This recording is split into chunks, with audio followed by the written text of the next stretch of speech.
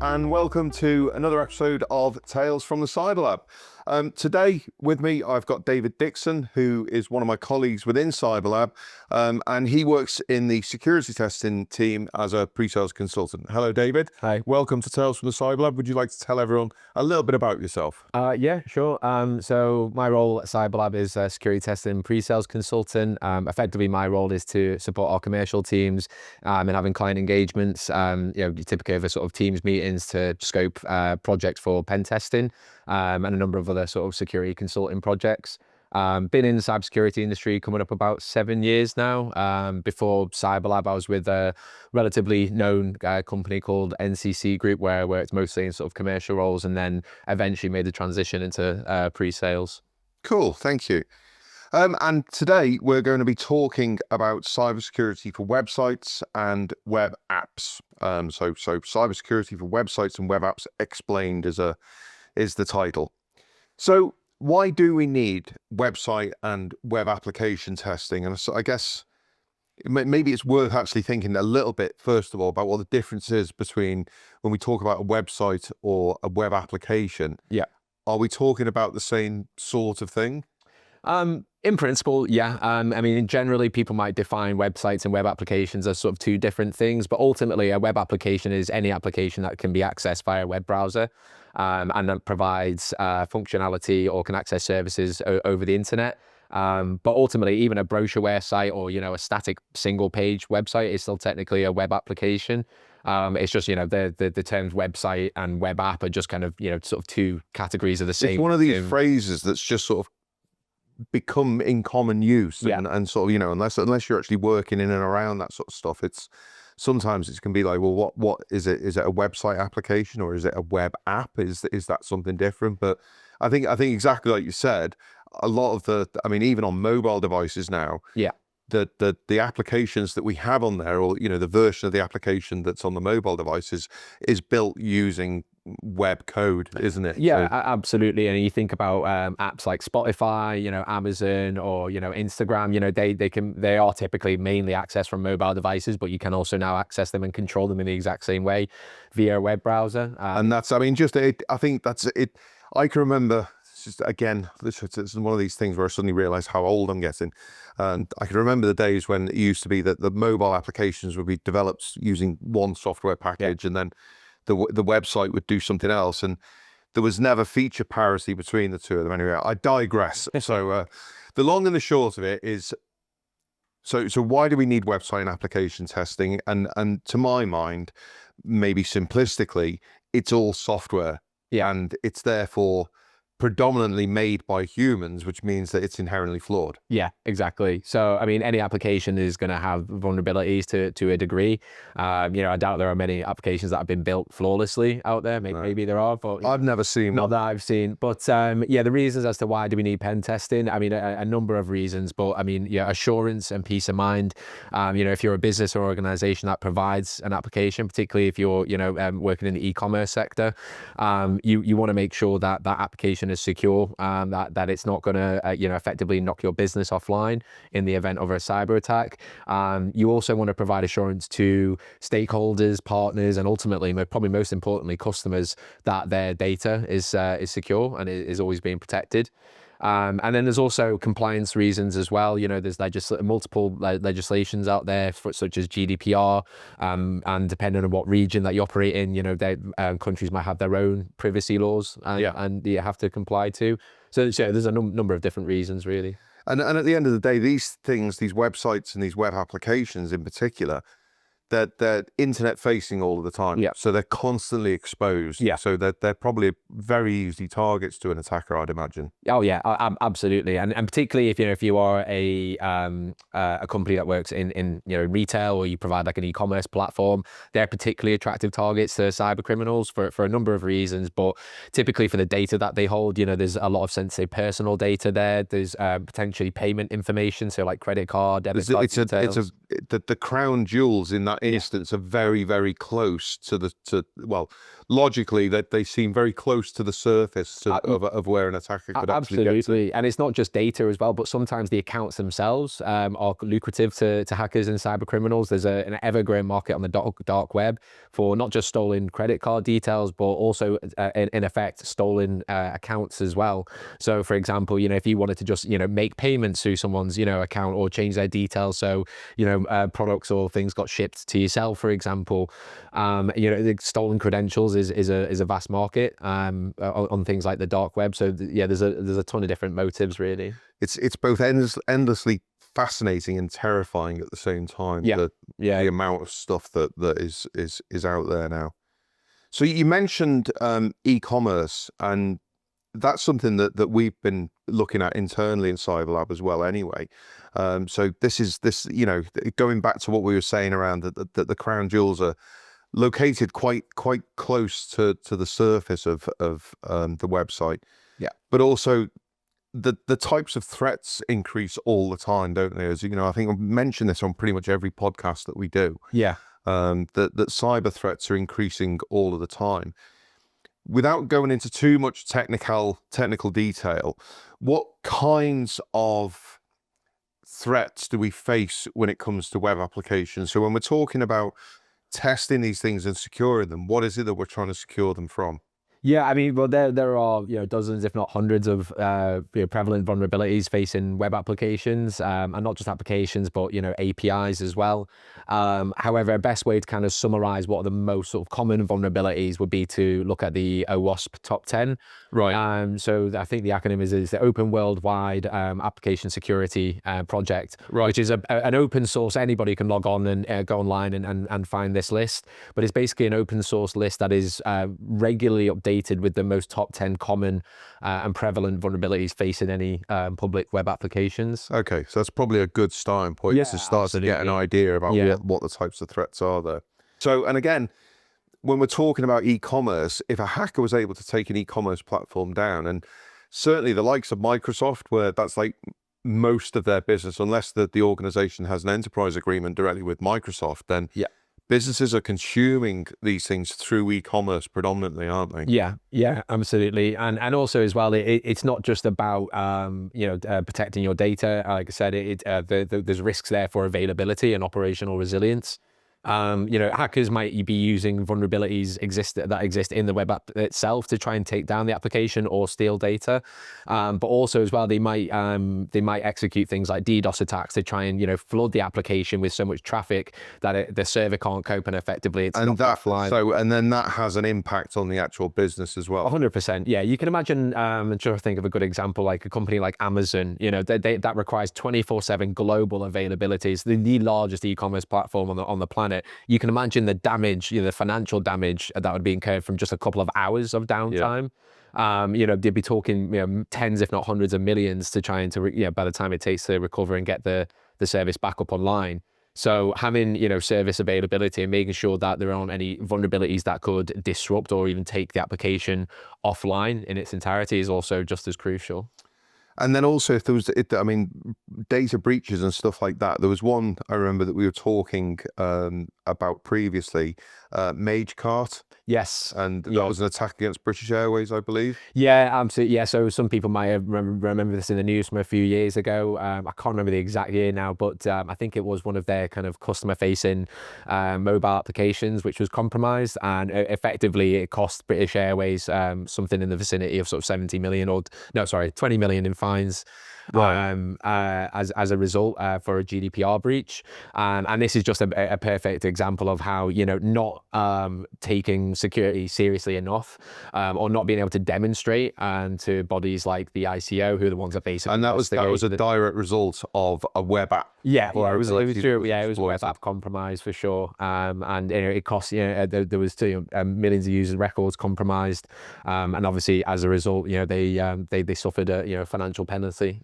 So all of these different things we've talked about quite a bit there, but this is really why we need the website and the application testing. One, the fact that it's made by humans, so there are going to be flaws in it, unfortunately, and people doing bug bounties and things like that, as well as the malicious hackers looking to exploit it. E-commerce is a big Yeah. you know, a big driver in business at the moment. And then, you know, the number of threats is increasing exponentially as we say every episode.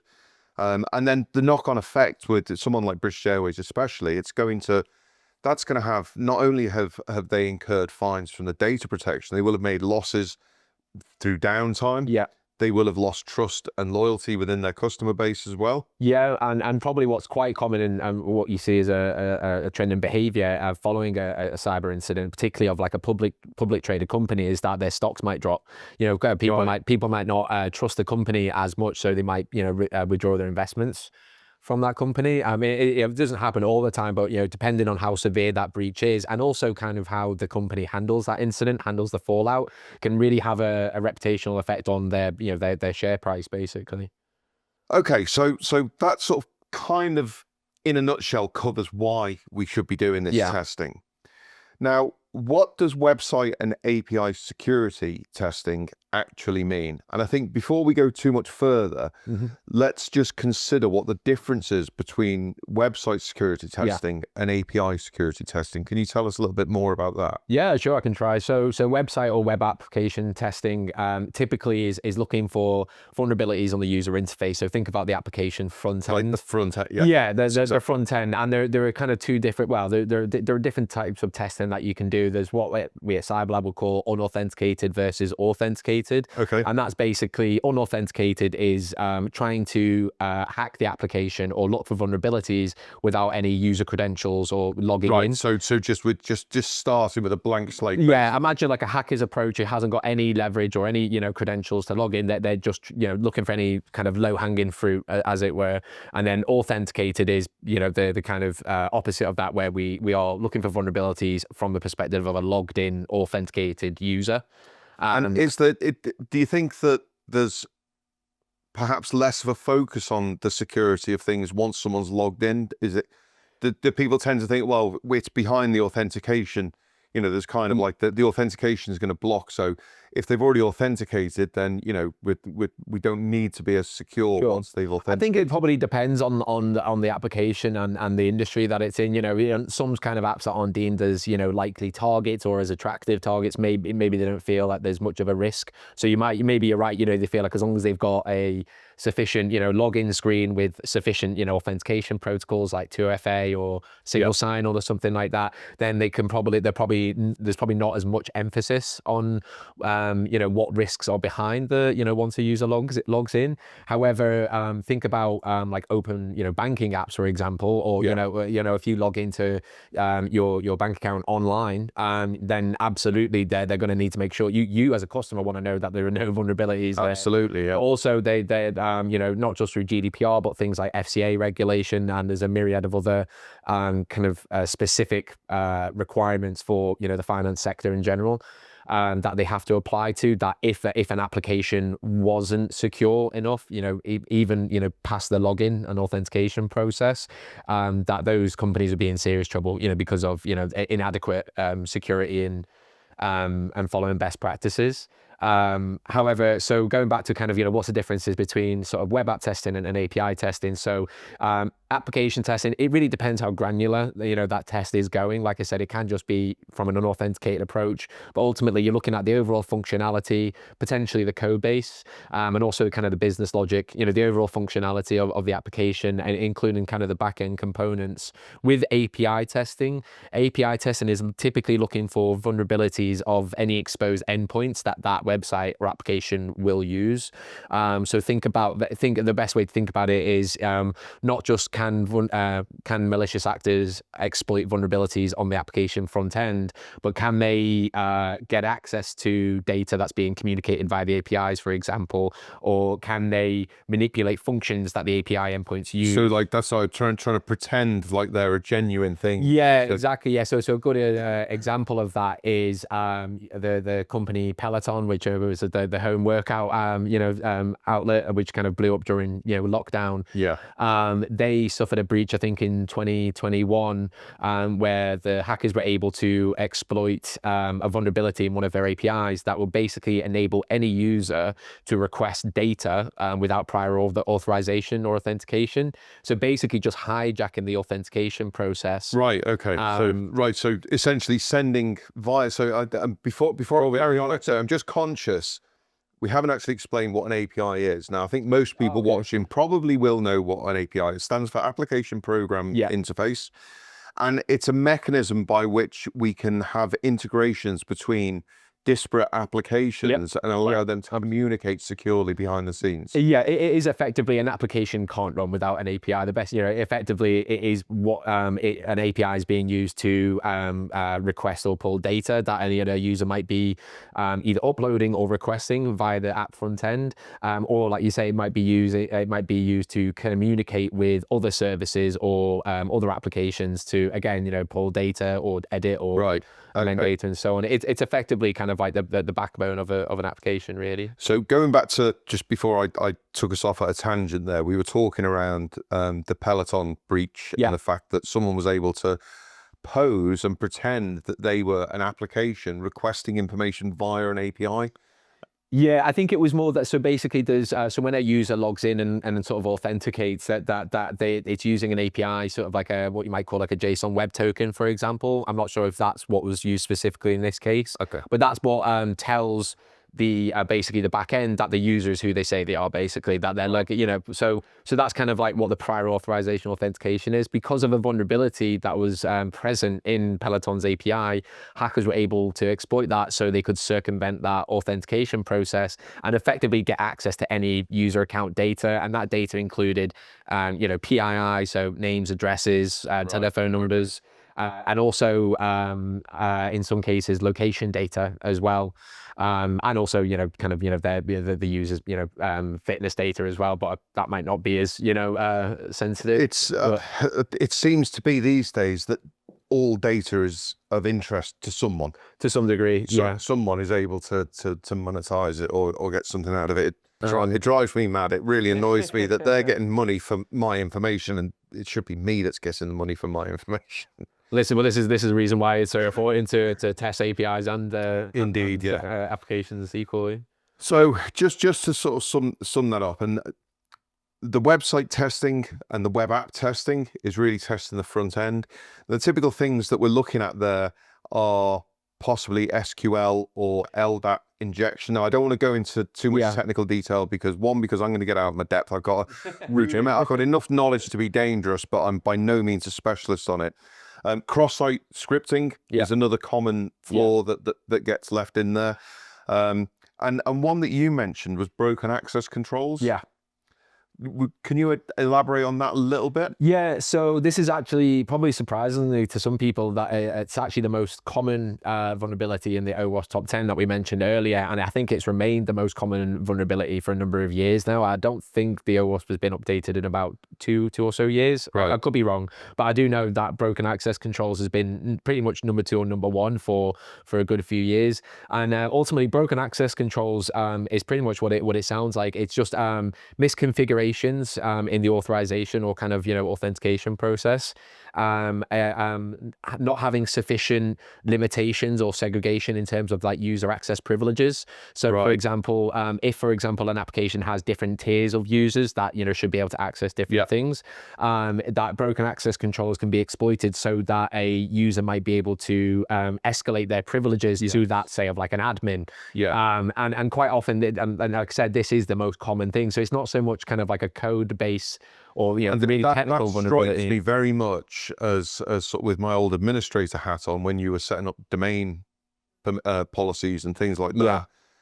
If you weren't aware of these particular security settings, you just wouldn't. If you didn't, you wouldn't know they were there. You wouldn't know that they were there. Exactly. Yeah. And some of these things would mean that all some of the other controls that you've put in place wouldn't actually be enabled or wouldn't be active unless you've configured something somewhere else. Exactly that. These things have been ironed out over the years, but it's I think it's always a constant kind of effort to make sure that these vulnerabilities aren't present, and or if they are, that they're remediated following better practices. Because like you say, applications are inherently flawed. So even though and generally people are aware of them, there are still plenty of people that aren't, or that depending on how they develop applications, might create vulnerabilities along the way that previously weren't there, but then have been introduced since. And it ultimately comes down to your cybersecurity strategy, and at what point do you embed security into the development lifecycle. Absolutely, yeah. I think a really good point to kind of segue into there is follow best practices framework is the best sort of advice I can give to application security and being able to sleep at night. So moving on, how do we actually go about doing web application security? So let's talk around the frameworks first of all, and then we'll come back to the more traditional approach of code reviews and penetration testing in particular. So OWASP is we've talked about that before. This is typically offers you the top 10. It's a really easy way to gain visibility into what most common things. And it's not just a list of the top 10. There are sort of like tools and documentation there to sort of help you out, so you can look for those things yourself. However, being a cybersecurity expert is expensive. So if you were to look at doing your own testing entirely and just doing that all in-house, you're looking at potentially high cost and resource issues. There is skill shortages in the cybersecurity market, so that means that resources are more expensive. This is one of these things that I come back to, and it's like getting anything done. I mean, I had the light bulbs changed in my car. I was just being lazy this morning. That when I was in Halfords, I just said, "How much is it to do these?" And he said, "It's £5 for each bulb." And I was like, "I'll just go ahead." But then that they're done by an expert. Exactly right. And I could do it, but I wouldn't be able to do it in the same amount of time. And also as well, if you do something and something goes awry, then you're responsible for it. I wasn't going to say that because I wasn't going to insinuate that I get things wrong. But yes, there have been instances where the rubber cover gets dropped down into a part of the engine that my large hands won't actually fit into. That's it. And I think it's just a peace of mind that it's being taken care of by an accredited expert. So most, I think as a baseline, most pen test providers should be CREST accredited. So if you're looking for a cybersecurity partner, I would definitely look to see if they are CREST accredited. That's kind of like a globally recognized gold standard with regards to pen testing. So if they are at that level, then you've got peace of mind that they're going to do a good job, basically. So engaging in a cybersecurity partner that's CREST accredited, you've got peace of mind that they're going to follow a set process and methodology, and that they're going to handle any sensitive assets in a secure manner and compliant manner as well. But also as well, sometimes it's necessary for compliance and regulatory requirements that you can't just mark your own homework. I mean, I think cybersecurity and getting these things right is so important. It's like, would I go as a completely unqualified mechanical engineer or mechanic or anything like that? Would I want to mess around with the brakes on my car? Probably not. Yeah, exactly. Or go and see a doctor. If you had a specific illness or a condition or something was wrong with you, would you want to self-treat and diagnose, or would you want that specialist? This is very true. This is very able to triage and take care of you. There's there's a number of huge benefits to outsourcing pen testing, I think.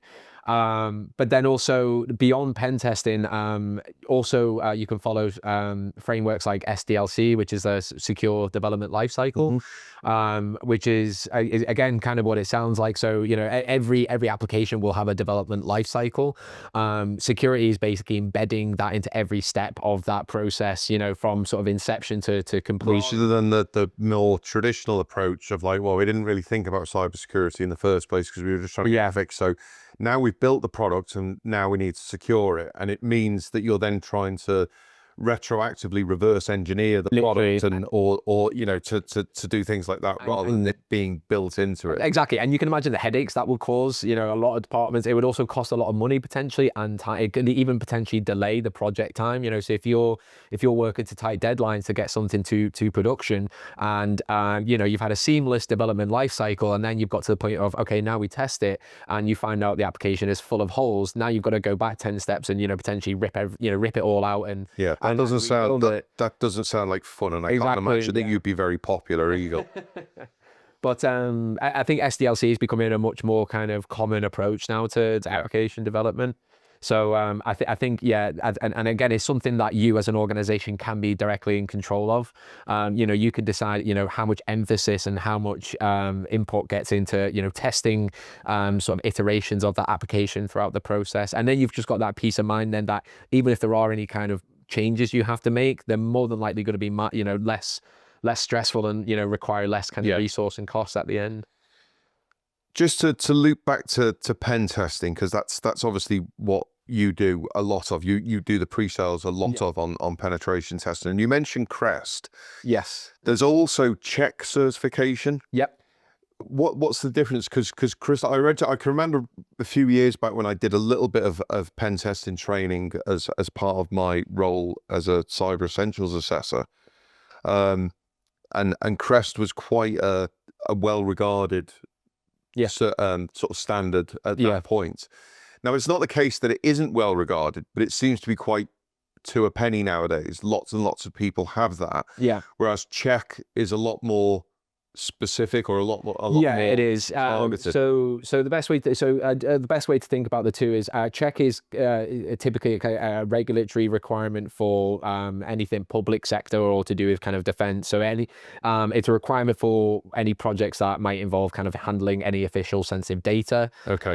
Or might be dealing with applications or infrastructure, any technologies that are either directly in use by, say, government or emergency services, or provisioned by private companies into those, you know, industries. So Crest is kind of like just a global standard. There isn't typically any legal requirements that I can think of where, you know, Crest is mandated, but it's just kind of like if you have Crest, then you're deemed. I think I would imagine that if I had a need and I was looking at someone, whether we wouldn't request Crest. Yeah, exactly. Absolutely. We get that a lot in tenders. So we get that, you know, as a baseline Crest, and, you know, it check also, depending, you know, if they're public sector.